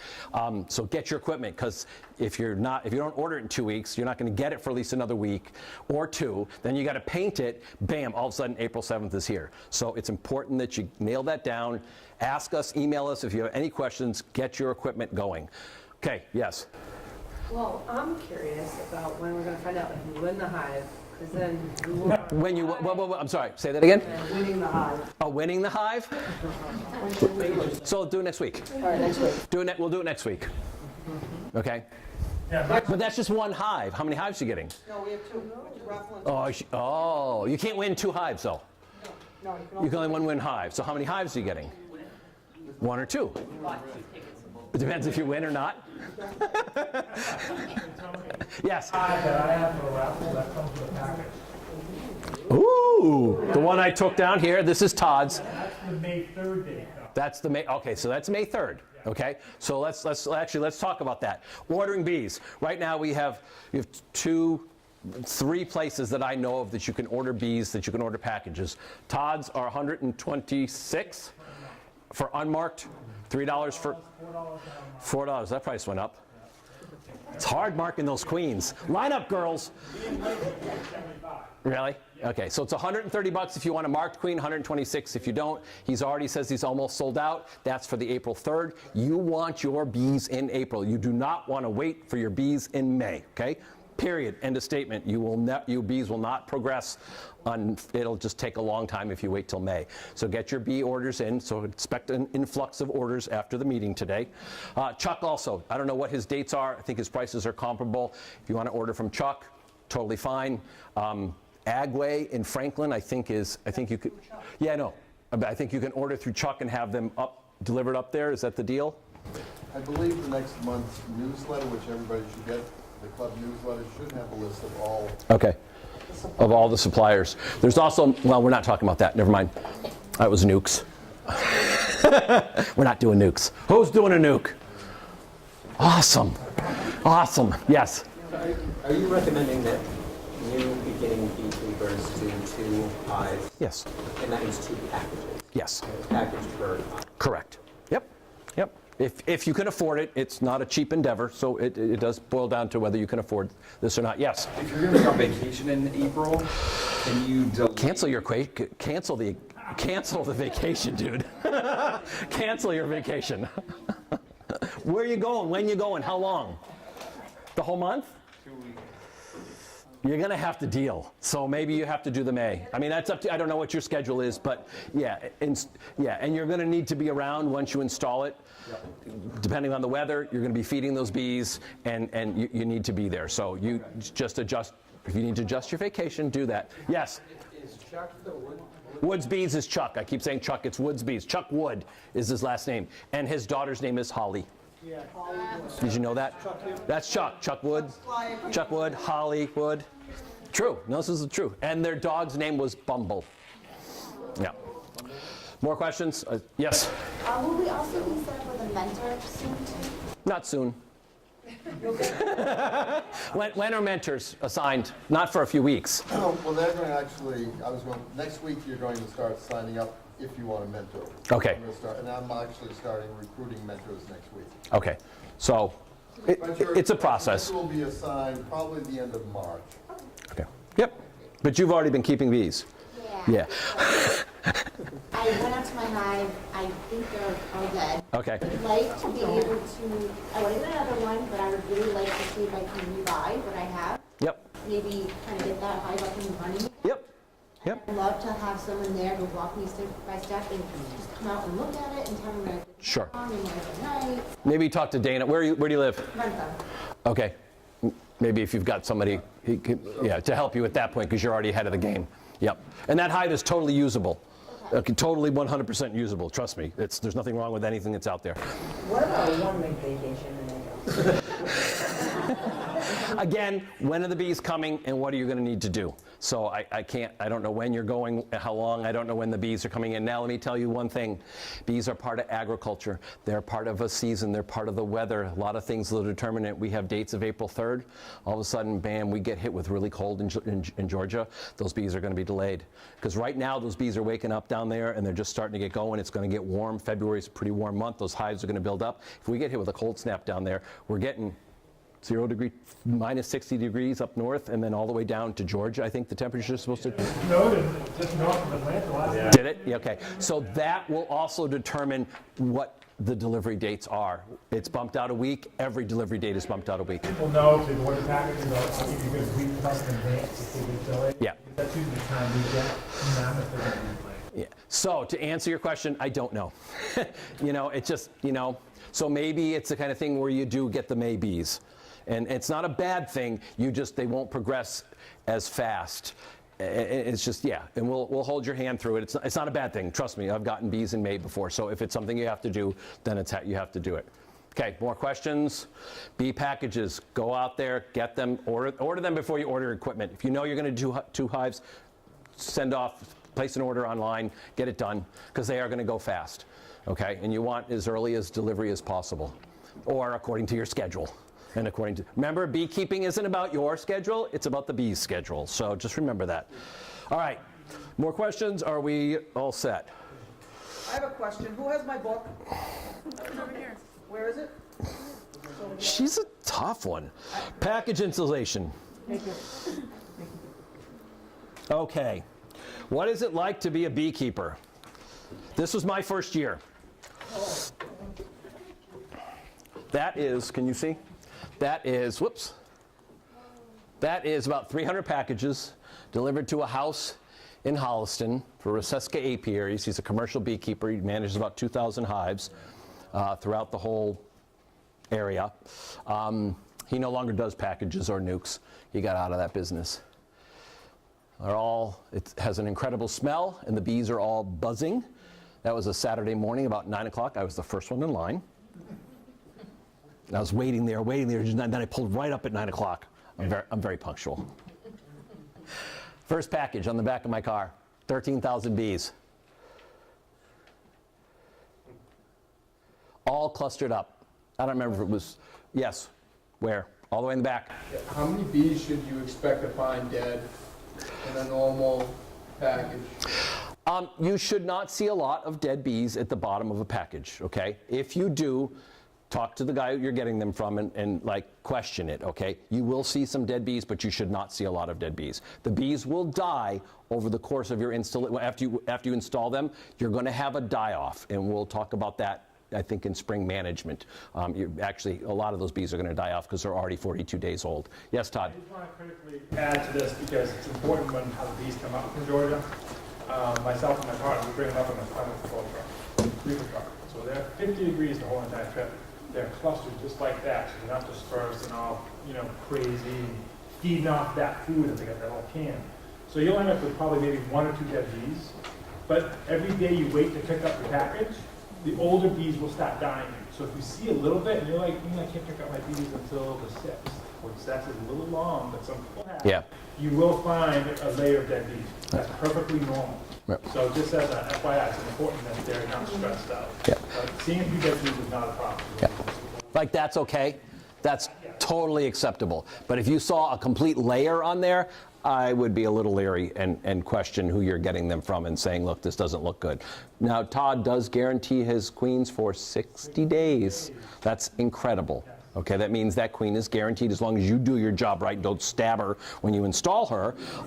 You should be fine. No impaling is not covered. It's not like there's anything wrong with the queen, and sometimes it takes a while, sometimes for people to pick up on whether it's a drone layer or just a non-performing queen. That's why the 2 hive comparison is important. Yep. Because you can see one queen out, she's laying, but you don't know if it's fast enough or slow enough. Yep. So having 2 makes a big difference. And then your mentor also should help you identify those problems early on. So you get queen out as soon as possible. That's me carrying the package out to the backyard. I have my hive all set up. Everything's painted. I still have that equipment right there. I still have that equipment. I have my gallon of sugar syrup. I have my hive feeding thing, which we haven't really discussed that yet. We'll get into the different mechanisms for feeding. I have tried every single method that is out there. I always go back to mason jars with stands. Inverted mason jars with little tick holes in them are the best things in the world. Everything else is garbage. Kathy, you didn't like that comment? Kathy uses quail feeders. She likes quail feeders. You can buy them. Todd has them. I don't know if Todd has them. Chuck has them. Beside you.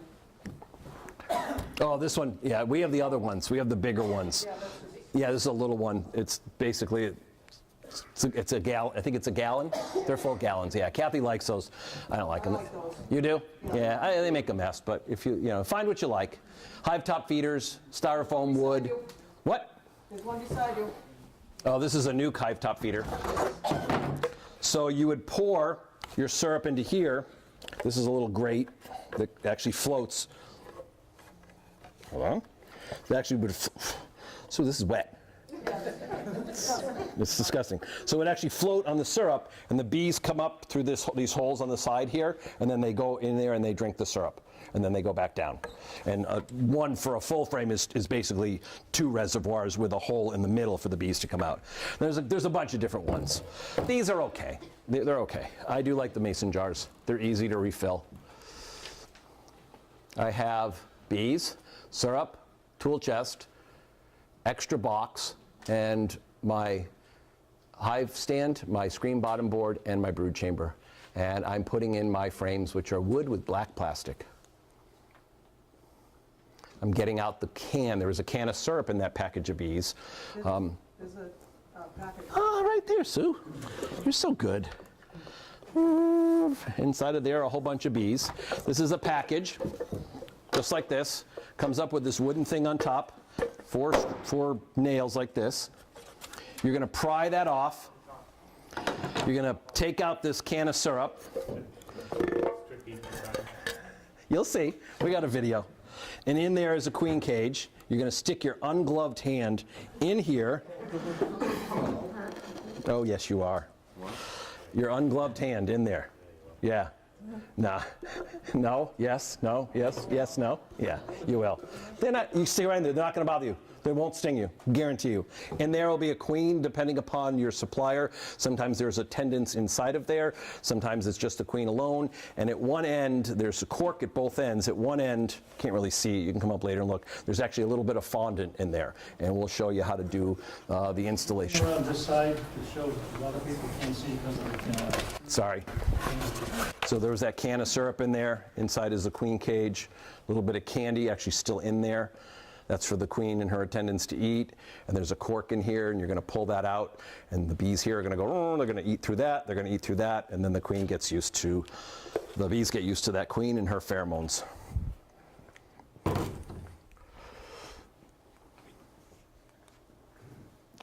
I've taken out the queen cage. I have a whole bunch of friends there. Okay? They were manning the camera because I was concentrating on the bees, and my kids were all out there. I don't think I invited the neighbors, but it is a good opportunity. You'll see in a minute, if we have time, there's a video of what not to do when installing a package of bees. The queen is in there with her attendants. I have put 5 frames in, 6 frames in. I'm going to put that queen cage right in the middle right here. And there's a couple different ways that you can do that. And the bees are just waiting. Notice that they're just sort of even hanging out. They're not flying. That was a beautiful, probably 45-degree day. And then what you're going to do is you're going to take that box of bees, and you're going to hold that cover on there, and you're going to bang the bees on the ground, and you're going to shake all the bees down inside that package, like a jolt, like boom, like this. Just like that. And you're going to pick that up like this, and you're going to pour the bees into the hive. I saw a video that had them spray water. You had to ask that question. Okay, in the old days, before my time, in the old days, they actually used to take this package of bees, and they would take a paintbrush with syrup on it, and they would go like this along the edges of the screen here to give the bees something to feed to calm them down. Well, little did they know they were cutting off their tongues when they did that. Okay? Then we switched to a spray bottle with sugar water until we installed bees in 35-degree weather. You spray bees with sugar water in 35-degree weather, people were losing their hives. There's no reason for you to do anything to these bees. They have food in there, unless it was super hot. I mean, no, there's no reason. There's no reason. Stick the bees in the garage for a while in a really cool spot. They'll calm down, they'll cluster up, install them. Yes? Would you treat your bees before you put them in the hive? Or? So we can talk about that later. So there's only one treatment that you would really do, and we'll talk about that in treatments, and that would be oxalic acid, but we're not going to, we used to do something called powder sugar dusting that we don't do that anymore either. So that's 13,000 bees being shook, being poured over there. Some of them are not going to want to come out, so you're going to give it another bang and get them all down in one corner and continue to pour them until 99% of them are out of there. And notice that they're not really flying around. They're kind of just all clustered up right there. There's maybe a few. They are looking for a new home. They don't care about you or your friends or anything. They want to get started on their brand new home. Yep. You still don't have gloves on. Nice observation. Yeah, yeah. I do not. I don't usually wear gloves with installation. There's no reason to. They're completely docile. If you're uncomfortable, wear your gloves. I encourage you not to wear them. I encourage you to go as long into the season as you can without wearing your gloves. But if you go out there one day and you get stung a bunch, then it's better to put your gloves on, because then you become uncomfortable in the hive and the bees are going to pick up on that. Yeah, you'll see another picture in a second. I can't believe I did what I did, but I did. Cleaning up, getting everything ready to close up the hive. Those are my mason jar feeder stands. I put them right on the frames. Now I would say put your inner cover on and put those feeders on top of that. I put the other frames back in. Notice though there are only, let me count, 1, 2, 3, 4, 5, 6, 7, 8, 9 frames. That's because the queen is taking up the space of one of those frames, and we'll show you or teach you to go back in 4 or 5 days to check on the queen, and then you'll put that 10th frame back in. All ready to go, 2 quart jars. Remember I said in the beginning I had that extra box. That extra box goes on top around the jars. And then I put my inner cover, and then I put my outer cover on that. There are a few bees left in the package. You can just leave that package right in front of your hive. The bees will crawl out of there and crawl up into the hive.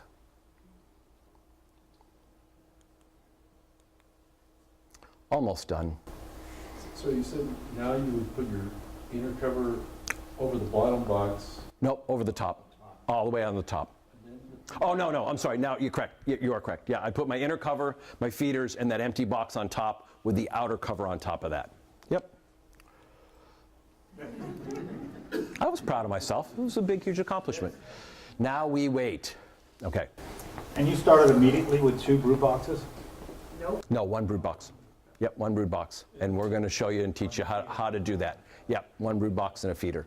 Yes? So the syrup, no matter what you use, if you use the bird feeders, they always go inside the boxes? Yes, unless you use a Boardman feeder, but we don't recommend those. It's a feeder that goes on the outside of the hive, but we don't recommend those. So either a hive top feeder of some sort, or the mason jars, or the chicken quail feeders, and those are inside the hive. In the mason jar, you just had a hole in the cover? So, do you have one? Yep. Perfect. So this mason jar, just a regular lid, take a penny nail, punch a bunch of holes. I know you probably can't see that, but there's a bunch of holes, about 10 holes poked into that. And then you're just going to put that on with your syrup, go like this, give it a good shake, create the suction, and it'll stay in there. If it's running out, you got a problem, but it's probably just not tight enough, and that's how it's going to stay. You can purchase the stand that sits in from... Can you purchase... Well, jars come with my initial setup, if you don't get like say a frame feeder or something like that initially, but there's sticks that I do give you that create... You can put sticks.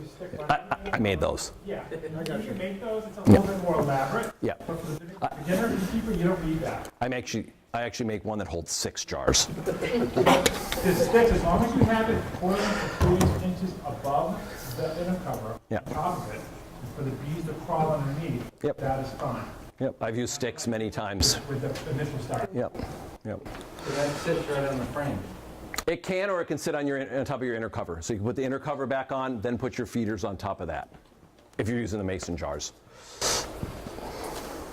And if you get your bees in April, you use a mason jar. Yes. Because it's not going to be warmer. Yep.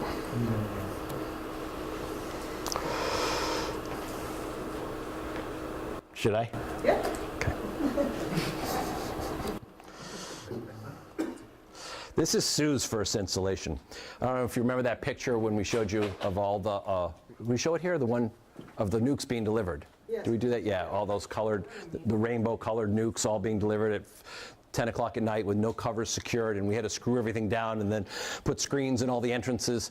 Well, Sue is one of those very daring people that went against what I taught her and got a nuke the first time. Those were them. Each one of those covers, Pete and I had to screw those down, and we had to put the screens in. Bees were flying everywhere. We were up for like 3 hours. There's Sue. How long ago was that, Sue? 2011. Have all your hive tools ready. Yes, have everything ready.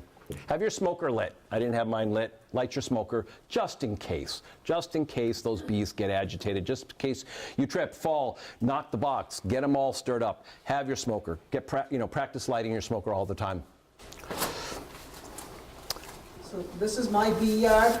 I'm right on the Charles River in Medway, and the road is right behind the river there. So my hives are very close to the road, 50 feet, that's what the town deems it.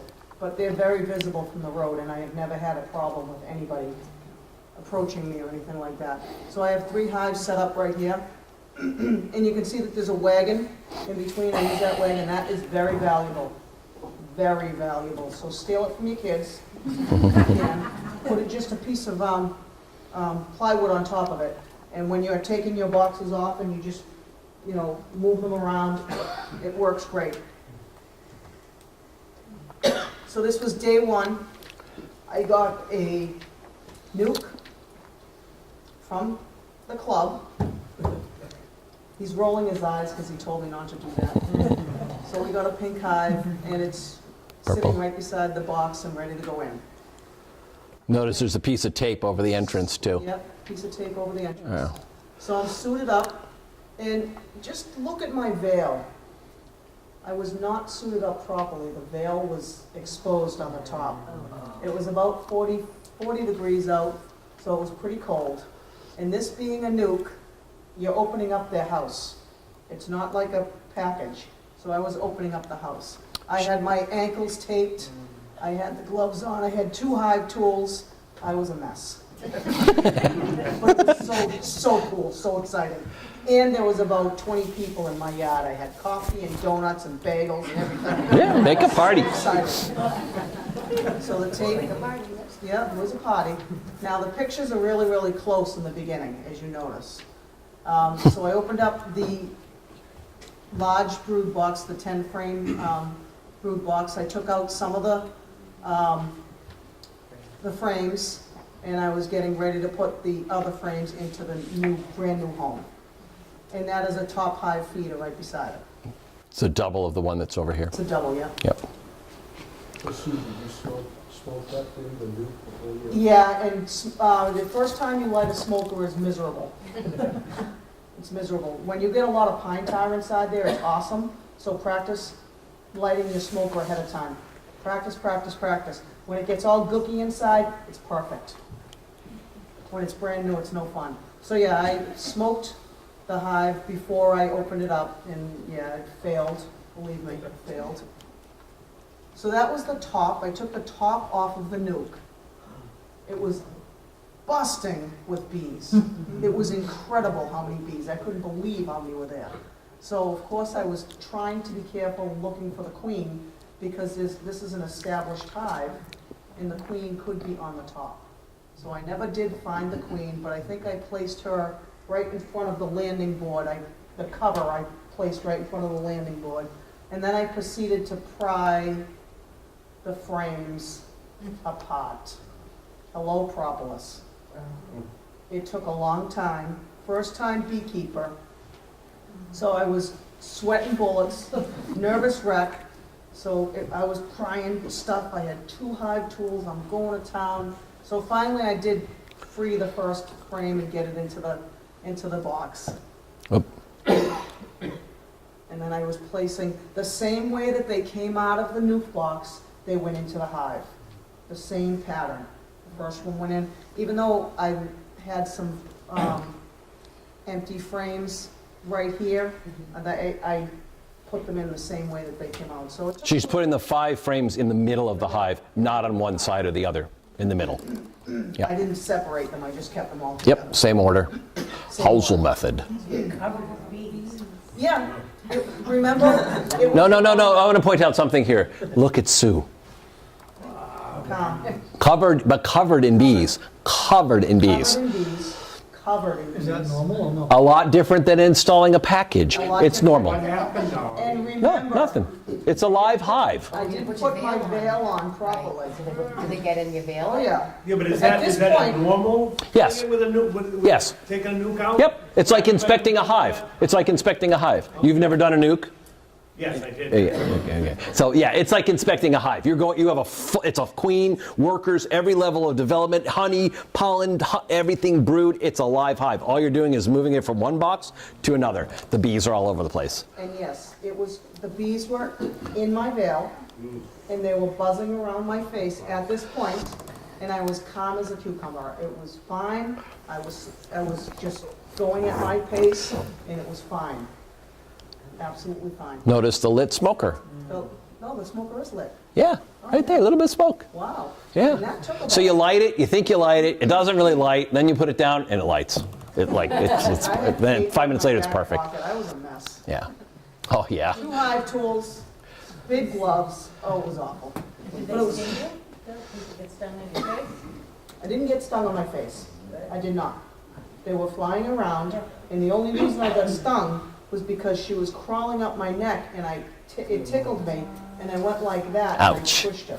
Ouch. That was the only reason I got stung. That was my error. Because, I mean, everything else was fine. So I'm installing the frames that they will, the empty frames. And I was using wax foundation. I was not using the plastic that Tony recommends. Notice the inner cover. That's how it's painted. Yep, it is. Yep. And the telescope cover is painted also. Yep. That part is painted. Yep. I don't know how normal that is. Is that a That's paper? paper. Oh. That's paper for my smoker. Because Tony said have everything ready, so I had paper in every pocket. Oh my gosh. Pine needles, oh yeah, everywhere. I think pine needles were in my pockets too. Yeah. So I'm just gonna get ready to button it up. Oh. Oh, there's the queen. I actually. Oh, that was in Sue's book. That's in your book. Yeah, That's in yeah, my book. yeah. I didn't realize I actually that. did not find the queen that day because, I mean, my God, there was chaos. But I was just calm and just doing what I had to do. That is what we used to do. We used to cover them with powdered sugar. We don't do that anymore. So that's a bee covered in powdered sugar. How was your potty deal about this? How was the party? Well, do you notice that the... There's nobody around. At the beginning, it was right up front. So I'm putting my sugar water, the feeder is on, and I'm putting the sugar water in. And look at my shoulder. Look at the shoulder, it's covered in bees. And the top is covered in bees. Because she's hot. She's hot. I'm hot. No, really, because it's a cold day out. The bees are going on her because she's a warm source, Right. and they're drawn to that. So that's why they're. Yes. Can I make a comment? Sure. You notice her ankles, where she said she taped her pant legs? Yeah. My son helped me one day, he didn't tape them.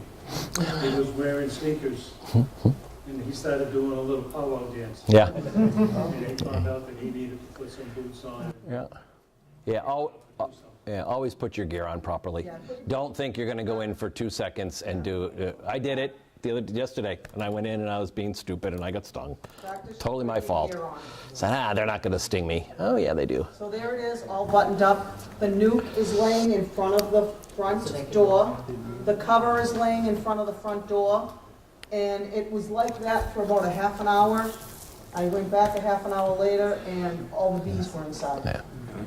Take the suit off in the backyard.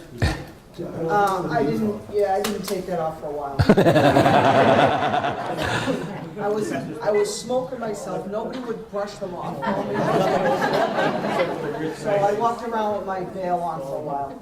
I mean, The biggest error with nukes is what Sue sort of alluded to, was in that cover when you lift it up. Chances are she's on there, and a lot of people won't see her, and then she could fall off or she could fly off, or potentially killing her when you're picking her up, because you have no idea. There's bees flying everywhere. That's the biggest danger with a nuke when you're installing it. Oh my God. But what do you do so if you don't want her to fly away, you can't sort of pick her up and put her inside? Nope, you could brush her. If you see her on the inner cover, just hold it right over the hive and brush her right in. Just with your bee brush. Yep, just gently push her in there. Yep. So there's a good amount of bees on my back, my head, my backside, and my paper. Oh, they were everywhere. They were on the the table that had coffee. They were down the street. One of my neighbors came down the street. He's like, "There's bees all over my car." I'm talking a block away. Wow. They were all excited. Yes. That's not normal for a hive inspection, because you're not ever taking that many bees out. You're lifting frames out. I was disrupting the whole hive. But And they had just- I'm asking, is well, that normal for a well, hive inspection? Is it- The bees are going to fly around when you do a hive inspection. Absolutely. Is that normal? Not to that extent. Not quite that bad. Yeah. But they are going to definitely be flying around. You're Hive inspection is somewhere between installing a package and installing. Yes, you can say that, yes. You have a question here? Yeah. Why did you decide to use a nuke your first year, and what kind of trouble did you have with it? And what did you do your second year? Good question. I went with another nuke my second year. The first year, my husband was buying my Valentine's present. And he and I talked about it, and he said, well, that's an established hive, and that's a package, and that is a queen. And we just weighed our options, and I decided that a nuke was the way I was gonna go. It's the way I wanted to go, against my teachers. Yeah, that's acceptable. It's okay. We just talked about it, and that was the way I did it. And I didn't really have any complications, but it expanded very, very rapidly. Yeah. It's a hive that's already established. There was all kinds of brood on all those frames, so it accelerated very quickly. But wouldn't you want that at that point, though, to accelerate and get established? And If you're an experienced beekeeper, a new beekeeper has no clue what they're doing. And that hive is up to 10 frames within a couple of weeks. And you walk in there and you're like, wow, these freaking bees, what do I do? And it can be overwhelming. It's very overwhelming Yeah. for me. Yeah, it is it is. The other downfall of nukes is they're more expensive, number one, and number two, they come later in the season. So they are not delivered in April, they're usually delivered in May. So even though it's established hive and you're only at one brood chamber, it's some people think you get a little leg up from doing that if your goal is to get honey your first year, which it shouldn't be. But yeah, they're I don't know what they're running now. Someone told me $225 for a nuke. I don't know what Merrimack's charging right now. I think they're $165. Oh, they are? Yeah. Oh, their prices are still reasonable? I'm just curious, had you done this with anyone else before? No. Or watched people do it? No. Or it's just like Just one bee school, and then nuke. Yeah. Yeah. Well, I did bee school and package. I'd never seen bees before either. I'd never seen them. So Sue, was the next year you bought your second nuke, right? Yes. Was it any different? Yes, it was more calm. The next year was definitely more calm. Because somebody was more calm. I was definitely not I was not nervous right there, but after I walked away, I was like, oh my gosh. Yeah. What did I just do? What have I got myself into? And then anytime I would go out to inspect my hive, of course, my husband would have to go change his oil, and I was like, what are you doing? Like, I would get really nervous then, just worrying about what other people were doing around me, but it worked out well. So has she convinced any of you to do nukes? And it's okay. I won't be mad. Did you have a question? Oh, yeah, next time, oh, yeah. Oh, yeah. You learn. I tied it down, because I was so excited. I mean, it's like Christmas. You're so excited, you just throw things on, and you're like, okay, this will be good. And then I was like, oh. I mean, there's nothing like live bees. I mean, you're going to see a lot more videos and a lot more pictures, but when you actually get that package or get that nuke and you hear them and you smell them, it's like, it's intoxicating. Now, when you've got the feeders in your top half of your hive, when do you remove that and put in more frames? So the key behind that, with a nuke or with a package, is you want all of those 10 frames built out. You want them building comb on that number 1 and that number 10. They're going to build out in this before you add that second chamber. You're going to want that first chamber almost completely built out. If you don't, and you put a second chamber on there, they will never build out those other frames. And then you move your feeders up these super. You move those feeders up to above the second chamber. Yep. Whatever, medium, deep, or whatever. Yep. And it's important not to run out of food. Yep. The bees have to generate all the wax for the house. Yep. If they don't have enough wax built, when you're feeding them, if they run out of food, they're gonna run out of resources in their bodies to build the wax. And then come wintertime, they're not gonna have enough places to store the honey for the winter. That's why those going on vacation, that's why you're going to have to figure that out, because you cannot let them go without feed. If it does, you're going to slow down all the production, including the laying and the building of wax. So you don't want to do that. You want to keep a constant supply of sugar water. Yes? For how long? You're going to be feeding sugar water. You're going to be feeding it until both brood chambers are completely drawn out. So and there's I have no time on that. It could be about 2 months. So if you get a package on April 3rd, it's going to take you about 5 weeks, maybe about 5 weeks for them to build out the first brood chamber, and then it'll take about 3 weeks to 4 weeks to build out that second brood chamber. The second one should be built out or filled out? It should be built out. Yeah, and you should be feeding it sugar syrup. They may stop taking it, but you should offer to them as long as they take it. What happens is April, no nectar flows going on. May, we start getting nectar flows. There's going to be new foragers that are going to be born. Let's see, 21. About the middle of May, end of May, those first new foragers are going to be going out. They're going to be bringing in nectar. So they may stop taking the sugar syrup. But they still need it. When do you have to add the sugar water? Yeah, it depends on which mechanism you're using. If you're using 4 mason jars, you're going to check on them, especially in the beginning. You're going to check on them every few days and want to make sure that you refill those. The same with the hive top feeder. You're going to make sure only put I think it holds 2 gallons. Only put 1 gallon in there, because you don't want to be moving that thing if it's still full. If you have to remove your queen, we'll go over some more of that in more detail over the weeks coming up. But yeah, you have to keep a constant supply of that sugar syrup on. Yep. More questions? Anything about anything? We got a few minutes left. So they have their Google Maps. Okay. Well, that's for, you can, yeah, you want to do that now if anybody has questions? Stop for 1 second. Okay. We have some beekeepers in the house that are willing to help. Raise your hand, beekeepers. Okay, so we have a bunch of people in the house here that are willing to look at your maps and offer assistance on where you guys might want to put your hives. All right? Everybody here will help. Oh, this is the wrong one. Hold on 1 second. Hold on 1 second, Sue. Where's the thingy? Oh, here it is. So next week, I just want to go over what's ready for next week. There's a test in the booklet, and then next week is Chuck, and he is going to be talking about spring management after installing a hive or nuke. And the following week is going to be Ken Warchall, who's the state bee inspector, and he is going to be doing pests and diseases. And the session 6 is when I'm going to do some hive manipulation and show you how to do inspections. So that's it. So, all right, so that's it. Do your homework, and then if you've got questions, I'm here, everybody's here, and... Okay, we're doing the raffle. I have 3 sets of gloves. Ratio water to sugar. It's 1 to 1. 1 to 1? Yep. I think it's in the book. It's yeah. Yep. One of the sets